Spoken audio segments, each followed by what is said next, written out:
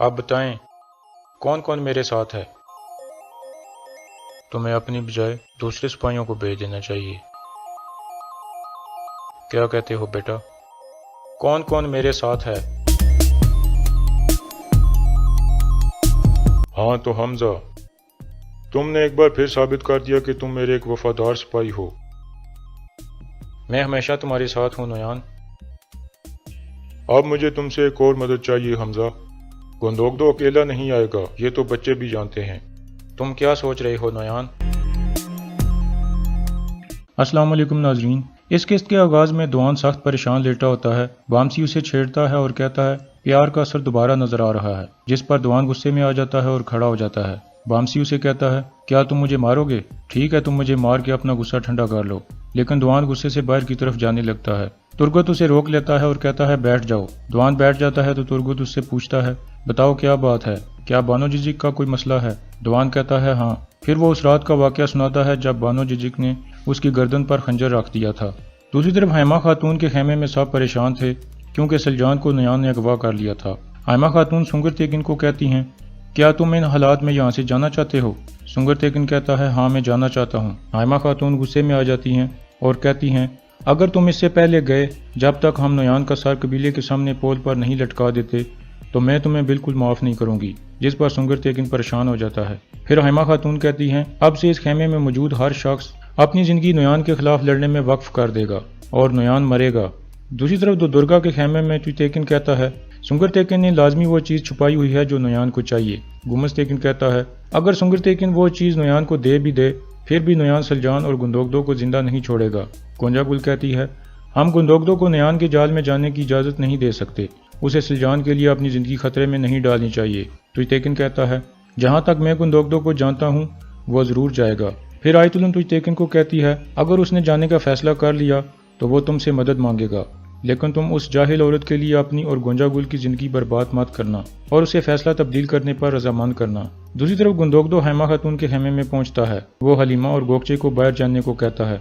उनके जाने के बाद वो सुंगर तेकिन को कहता है सुंगर मुझे वो अमानत दे दो जो नयान चाहता है, मैं तुम्हारी अमानत और सलजान दोनों को वापस ले आऊँगा। सुंगर कहता है मैं नहीं दे सकता भाई। हैमा खातून बोल पड़ती हैं क्या मतलब है तुम्हारा? क्या वो अमानत तुम्हारी बहन से भी ज़्यादा ज़रूरी है? सुंगर कहता है मैं ऐसा नहीं कर सकता वालिदा, मैं भाई के साथ जाकर नयान के खिलाफ लड़ने के लिए तैयार हूँ और अपनी जान भी दे सकता हूँ, लेकिन आप मुझसे वो अमानत ना मांगें। गुंदोगदो कहता है क्या तुम्हारी इस ना की वजह यह है कि वो अमानत सुल्तान अलाउद्दीन ने दी है और तुम उसके जासूस हो? हैमा खातून चौंक जाती हैं और कहती हैं ये तुम क्या कह रहे हो बेटा? फिर वो सुंगर तेकिन से पूछती हैं क्या ये सच है? गुंदोगदो कहता है इसकी आंखें बता रही हैं कि ये सच है। फिर वो सुंगर तेकिन से कहता है तुम मुझे वो अमानत दो या ना दो, मैं फिर भी सलजान को बचाने के लिए जाऊंगा। फिर हैमा खातून सुंगर तेकिन से कहती हैं अमानत गुंदोगदो को दे दो बेटा, तुम्हारे वालिद सुलेमान शाह ने अपनी ज़िंदगी में कभी किसी को ऐसे मौत के लिए नहीं छोड़ा। यह सुनकर सुंगर तेकिन रजामंद हो जाता है और अपने खेमे में जाता है और तकिए के नीचे से एक बैग निकालता है, लेकिन उसमें वो मोहर मौजूद नहीं थी। वो फौरन बाहर आता है और बताता है कि वो मोहर चोरी हो गई है। फिर वो गुस्से से कहता है ये कैसे हो सकता है वालिदा, रियासत का राज कोई कैसे जान सकता है? हैमा खातून कहती हैं लाजमी कोई नयान के साथ मिला हुआ है। गुंदोगदो कहता है इसका मतलब है कबीले में अभी गद्दार ख़त्म नहीं हुए और उनकी पहुंच हमारे खेमे तक भी है। हैमा खातून कहती हैं अगर मुझे पता चल गया कि वो कौन है तो मैं उसे अपने हाथों से मारूंगी और उसकी लाश कई माह तक कबीले के सामने लटका के रखूंगी ताकि दूसरों को इससे इबरत हासिल हो।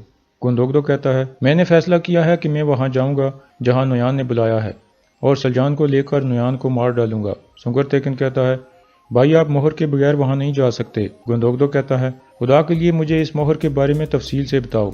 अगले दिन सुबह के वक्त गुंदोगदो और सुंगर तेकिन हकीमतों के खेमे में पहुंच जाते हैं। गुंदोगदो कहता है हमें आपकी एक मदद चाहिए, क्या आप एक मोहर बना सकते हैं? फिर सुंगर कहता है ओगस खान की मोहर चोरी हो गई है। हकीमतों कहता है लेकिन मैं वो मोहर देखे बगैर नहीं बना सकता। सुंगर कहता है मैं आपको उस मोहर का नक्शा बनाकर दे सकता हूँ। हकीमतों कहता है ठीक है, ये अच्छा है, आप मुझे नक्शा बना दो। जिसके बाद सुंगर तेकिन एक कागज पर उसका नक्शा बनाने लगता है।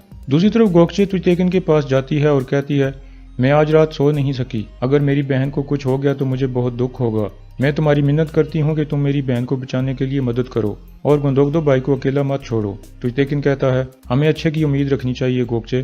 दूसरी तरफ सुंगर तेकिन मोहर का नक्शा बना रहा होता है।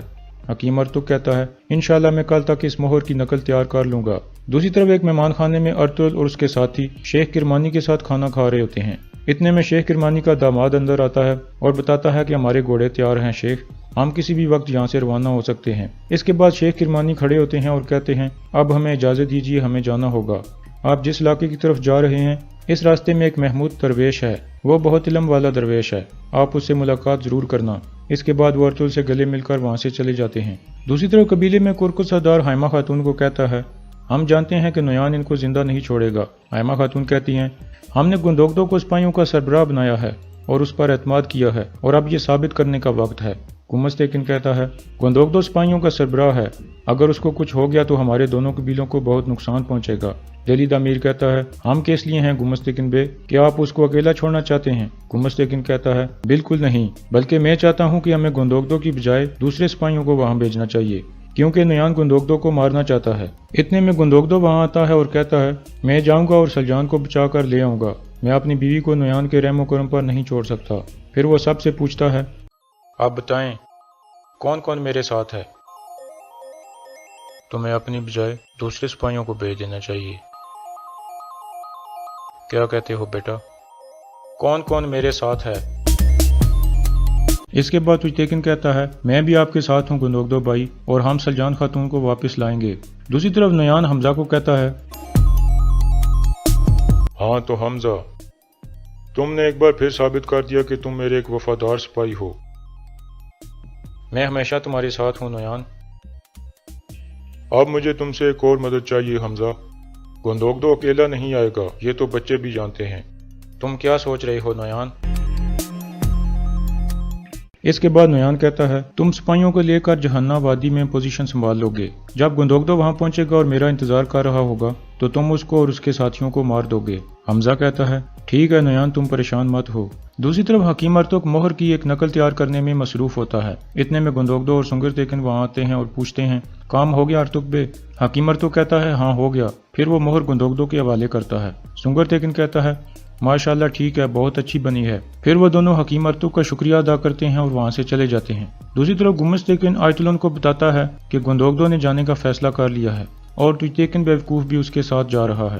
آیتولن کہتی ہے ان کے پاس مہر تو ہے ہی نہیں، کیا وہ مرنے کے لیے جا رہے ہیں؟ گمستیکن کہتا ہے شاید ان دونوں کا مرنا ہی ہمارے لیے بہتر ہے، ان کے مرنے کے بعد صرف ارطغرل اور کرکت رہ جائیں گے ہمارے راستے میں۔ دوسری طرف تجتیکن اور اس کے ساتھی جانے کے لیے تیار ہوتے ہیں۔ گوکچے اسے کہتی ہے تم نے جانے کا فیصلہ کر کے مجھے بہت خوش کر دیا ہے۔ اتنے میں گندوگدو بھی اندر سے آ جاتا ہے۔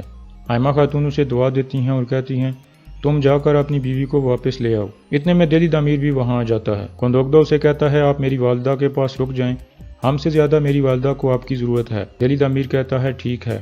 تجتیکن کہتا ہے جیسے آپ نے کہا ہے ہم چھپ کر وہاں جائیں گے۔ گندوگدو کہتا ہے ٹھیک ہے آپ جاؤ، میں بھی تھوڑی دیر تک آتا ہوں۔ اتنے میں گونجا گل وہاں آتی ہے اور گندوگدو سے کہتی ہے مت جاؤ، اگر آپ کو کچھ ہو گیا تو میں کیا کروں گی؟ گندوگدو کہتا ہے موت کا فرشتہ ہمیشہ ہمارے اوپر ہے، آج نہیں تو کل وہ ہمارا سانس روک لے گا۔ یہ کہہ کر وہ اپنے گھوڑے کی طرف بڑھتا ہے اور پھر روانہ ہو جاتا ہے۔ دوسری طرف حلیمہ سلطان سلجان کے خیمے میں جاتی ہے۔ اتنے میں بانو ججک بھی وہاں آتی ہے اور کہتی ہے میں نے سلجان کا دل توڑا تھا، اگر اسے کچھ ہو گیا تو میں کیا کروں گی؟ حلیمہ کہتی ہے تم پریشان مت ہو، گندوگدو بھائی اسے واپس لے آئیں گے۔ پھر حلیمہ کھڑی ہوتی ہے اور اسے کہتی ہے تم آیتولن کے خیمے میں سلجان کا کڑا تلاش کرو، پھر دیکھنا تمام مشکلات ایک ایک کر کے کیسے حل ہوں گی۔ دوسری طرف ارطغرل اور اس کے ساتھی مہمان خانے سے روانہ ہونے کے لیے تیار ہوتے ہیں۔ شیخ کرمانی نے ایک بوری ان کو تحفے میں دی تھی۔ دوان وہ بوری اٹھانے لگتا ہے تو کہتا ہے یہ کتنی بھاری ہے بھائی، اس میں کیا ہے؟ پھر وہ اسے کھول کر دیکھتا ہے تو چونک جاتا ہے، وہ سونے کے سکوں سے بھری ہوتی ہے۔ پھر ارطغرل اور دوسرے ساتھی بھی آ کر دیکھتے ہیں اور حیران ہو جاتے ہیں۔ دوسری طرف حائمہ خاتون حلیمہ سے کہتی ہیں یہ کیسے ہو سکتا ہے کہ ہمارے ہی خیمے سے وہ مہر چوری ہو گئی، ہمیں ہر حال میں اس کا پتہ لگانا ہوگا ورنہ سب تباہ ہو جائے گا۔